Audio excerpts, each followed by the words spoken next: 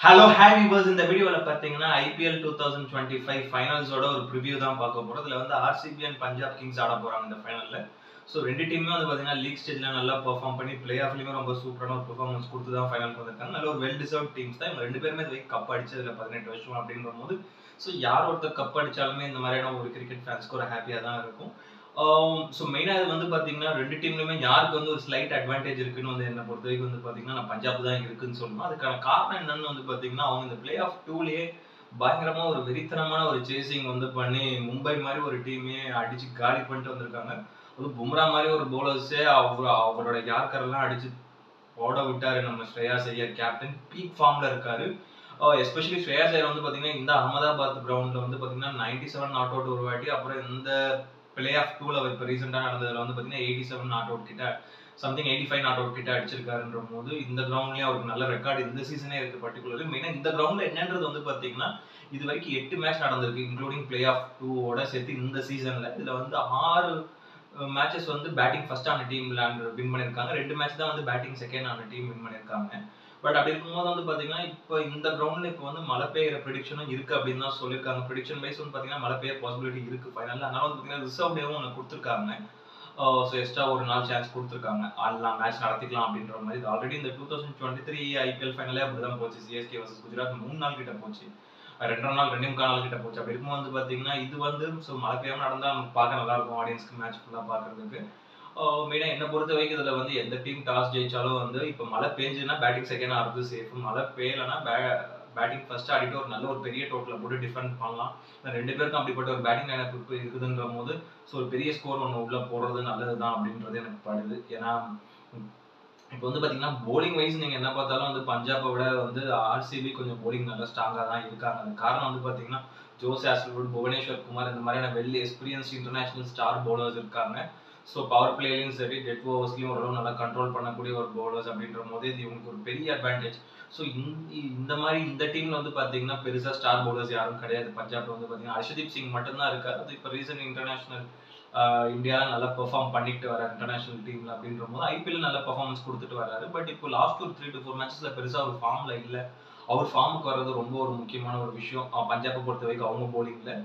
So அதே மாதிரி வந்து பார்த்தீங்கன்னா பேட்டிங் வைஸ் வந்து பார்த்தீங்கன்னா நம்ம ரெண்டு டீமுமே ஈக்குவலாக இடம் போடலாம். ஏன்னா இந்த பக்கம் வந்து பார்த்தீங்கன்னா Virat Kohli and Philip salt இருக்காரு. ரெண்டு பேருமே வந்து பார்த்தீங்கன்னா ஸோ பவர் பிளேயர் நல்லா அக்ரெசிவாக அடிச்சு ஆடக்கூடிய ஒரு பிளேயர்ஸ் அப்படின்ற போது ரெண்டு பேரும் ஓரளவு நல்ல ஒரு எக்ஸ்பீரியன்ஸான ஒரு பேட்டர்ஸ். அதே மாதிரி இந்த சைடில் பஞ்சாப்ல வந்து நீங்கள் பார்த்தீங்கன்னா பிரியன்ஷ் ஆரியான், பிரப்சிங் சிங் ரெண்டு அன்கேப்டு யங் பிளேயர்ஸ். ஸோ ரெண்டு பேருமே நல்லா அக்ரெசிவ் டைப் தான். இதே இந்த விராட் கோலி பிலிப் சால்ட் மாதிரி டைப்ன்ற போது அவங்க ரெண்டு பேரோட அந்த ஓப்பனிங் ஸ்லாட் பக்காவா செட் ஆகுது. அடுத்து நம்பர் 3 இந்த பக்கம் வந்து பார்த்தீங்கன்னா மயங்க் அகர்வால். அவரு கொஞ்சம் ஒரு மாதிரி ஆங்கர் இன்னிங்ஸ் ஆடி அப்பப்போ ரொட்டேட் பண்ணி ஷார்ட்ஸ் ஆடுவார். சேம் அதே டைப் ஆஃப் ஒரு பிளேயர் தான் இங்கே நீங்கள் வந்து பார்த்தீங்கன்னா பஞ்சாப்லயும் ஜோஸ் இங்கிலீஷ் இருக்காரு. லாஸ்ட் பிளே ஆஃப்லயும் நல்ல ஒரு இன்னிங்ஸ் ஆடினாரு நீட்டா. ஜோஸ் இங்கிலீஷும் நல்ல நீட்டான ஒரு பிளேயர் தான் அவரு.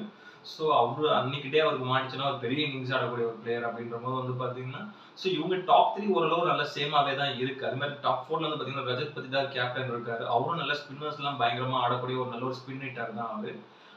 ஸோ அவரும் இப்போ கொஞ்சம் ஃபார்ம் அவுட்ல இருக்காரு. லாஸ்டா ஒரு 2 மேட்சஸ்ல அவர் அந்த ஒரு லாஸ்ட் இயர் முன்னாடி இயர்ல இருந்த அந்த பீக் ஃபார்ம்லாம் இருந்தாருன்னா அவங்க விளையாடுற இன்னும் கொஞ்சம் ஸ்ட்ராங்காவே இருக்கும் அப்படின்னு தான் எனக்கு படுது.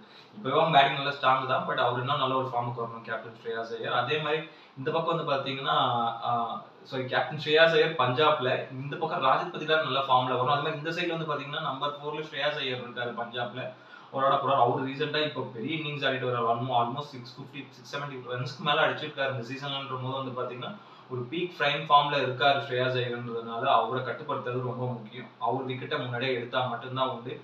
ஏன்னா அவங்க வந்து எப்போ வேணாலும் வந்து மேலே ஏறி வரலாம். அவர் ரன்ஸ் அடிக்க ஆரம்பிச்சாருன்னா ஃபர்ஸ்ட் பேட்டிங்காகவும் இருக்கட்டும், அந்த மாதிரி சேசிங்காகவும் இருக்கட்டும்ன்ற போது அவர் விக்கெட் ரொம்ப ரொம்ப முக்கியம். அது வந்து ஜோஸ் ஹேசல்வுட் நினைச்சா மட்டும்தான் எடுக்க முடியும், இல்லை புவனேஸ்வர் குமார் நினைச்சா மட்டும்தான் எடுக்க முடியும் பவர் பிளேலையோ இல்லை அந்த ஒரு செகண்ட் ஸ்பெல்லையோ.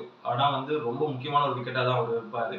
ஸோ இந்த பக்கத்தில் விராட் கோலியோட விக்கெட் உங்களுக்கு கண்டிப்பாக முக்கியமாக தான் இருக்கும் டாப் ஆர்டரில். பிலிப் சால்ட் ரெண்டு பேருமே நல்ல இப்போ பிரைம் ஃபார்ம்ல இருக்கக்கூடிய ஒரு பேட்டர்ஸ்ன்றதுனால இந்த இடத்துல இவங்க ரெண்டு பேர் விக்கெட் ரொம்ப முக்கியம் டாப்ல.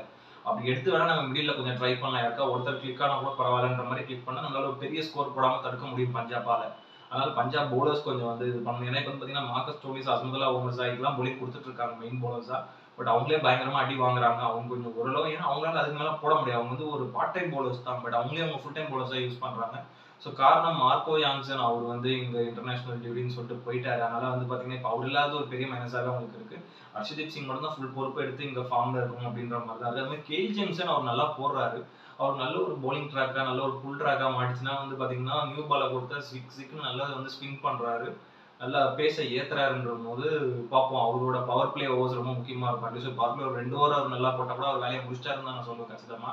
பார்ப்போம் அவரோட bowling எப்படி இருக்குன்றது. அதே மாதிரி இந்த பக்கம் வந்து பாத்தீங்கன்னா நம்ம ஆளு செங்கல் சைக்கோ மாதிரி குருணால் பாண்டியா தூக்கி தூக்கி அடிப்பாரு பால அப்படின்ற போது வந்து அவரோட bowling ரொம்ப முக்கியமா இருக்கும்.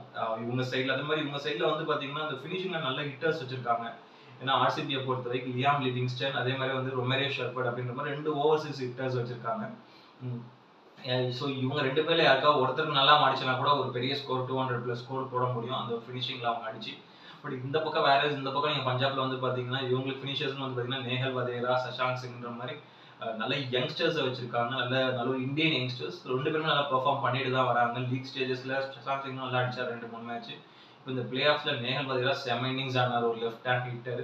மும்பை இந்தியன்ஸ் வளர்த்து விட்ட கடை நம்மளே அடிக்கும் அப்படின்னு சொல்ற மாதிரி மும்பை இந்தியன்ஸை போட்டு பொலன்னு பிறந்தார்.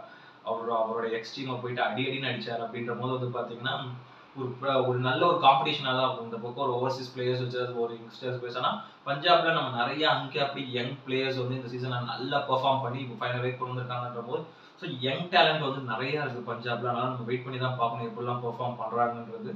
ஸோ அவங்களுக்கு பஞ்சாபோட ஒரே வீக்னஸா நான் பார்த்தது bowling தான். அது கூட கொஞ்சம் இம்ப்ரூவ் பண்ணிட்டாங்கன்னா இன்னும் மெயினாக சஹல்லாம் நல்லா அந்த ஃபர்ஸ்ட் மாதிரி பால் நிறைய கூகுளிலாம் போட்டாருன்னா வேற லெவலில் இருக்கும். சஹல், ஹர்ஷதீப் சிங் 2 பேர் நல்ல ஃபார்முக்குள்ள வந்துட்டாங்கனாலே ஓரளவு அவங்களோட bowling யூனிட் செட் ஆகும் அப்படின்னு தான் எனக்கு படுது.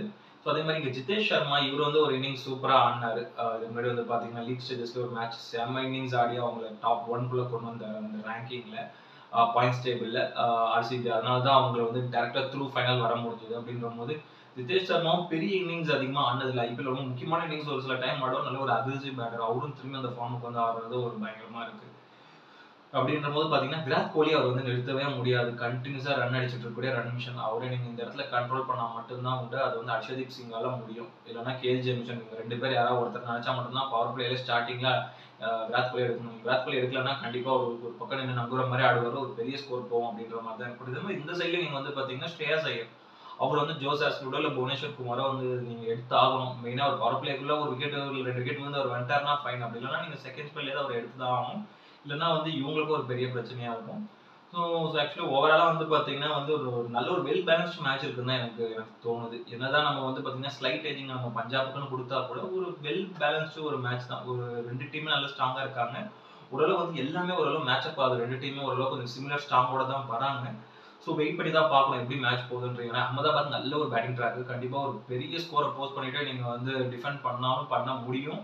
பட் மழை பெஞ்சதுன்னா அந்த பெரிய ஸ்கோரை சேஸ் பண்ணி அடிக்க முடியும் எதிர் டீம்ல. ஏன்னா 2 டீமுக்கும் பேட்டிங் ஸ்ட்ராங்கா இருக்கு. அப்படின்ற போது கொஞ்சம் குரூஷியலான ஒரு விஷயம் தான். டாஸ் ரொம்ப ஒரு வைட்டலா பிளே பண்ணணும். பார்ப்போம் இவங்க எப்படி ஸ்ட்ராட்டஜி எடுக்கிறாங்கன்றது. ஸோ என்னை பொறுத்தவரைக்கும் நீங்க வந்து பாத்தீங்கன்னா பஞ்சாப்ல வந்து பிரப்சிம்ரன் சிங் அண்ட் பிரியான் ஷாயோட ஓப்பனிங் போவாங்க. Number 3 Jose English ஆடுவாரு. Number 4 captain Shreyas Iyer ஆடுவாரு. Number 5 Nehal Vadra ஆடுவாரு. Number 6 Shashank Singh ஆடுவாரு. Number 7 allrounder Marcus Stoinis ஆடுவாரு. Number 8 அஸ்மதுல்லா Umar. Number 9 Khel Jamieson. Number 10 Harshdeep Singh. Number 11 UV Chahal. அதே மாதிரி நம்பர் 12 வந்து பாத்தீங்கன்னா வைசாக் விஜயகுமார். இவர் வந்து நல்ல ஒரு நீட்டான ஒரு டீசென்ட் பேசர் இவரு. பட் ஆனா இவர் எப்படின்னா ஒரு ஷர்துல் தாக்கூர் டைப் ஆஃப் ஒரு பவுலர் தான். அன்னைக்கு டே அவருக்கு மாட்டிச்சுன்னா நல்ல ஓரளவு கொஞ்சம் அந்த ஒரு ஸ்விங் கண்டிஷன்ஸ் இருந்ததுன்னா லைட்டா ட்ரை பண்ணுவார் அந்த ஒரு ஸ்லோ பவுன்சர்ஸ்னா. இல்லைன்னா மொரட்டத்தனமா அடி வாங்குவார். அவரே அது வரணும் இது வரணும் கொடுத்துருவாருன்னா கொஞ்சம் டேஞ்சர் தான் இவங்க பவுலிங்ல. இந்த மாதிரி படுது. இந்த பக்கம் ஆர்சிபி வந்து பாத்தீங்கன்னா Virat Kohli and Philip salt நல்ல ஒரு அக்ரெசிவ் ஓப்பனிங் பேர். அடுத்து நம்பர் 3 மாயக் அகர்வால் நல்ல அந்த ஒரு ஆக்சிலரேட் பண்ணி ஆடுவார் பேட்டிங். அதே மாதிரி Rajat Patidar number 4. Number 5 Jitesh Sharma. Number 6 Liam Livingstone. Number 7 Romario Shepherd. Number 8 Krunal Pandya. இந்த மாதிரி ஒரு ரொம்ப டீப் பேட்டிங் லைன் அப் இருக்கு. Number 9 Bhuvneshwar Kumar. Number 10 Yash Thakur. Number 11 Josh ஆஸ்ட்ரோட். நம்பர் 12 ஸ்பியான் சர்மா.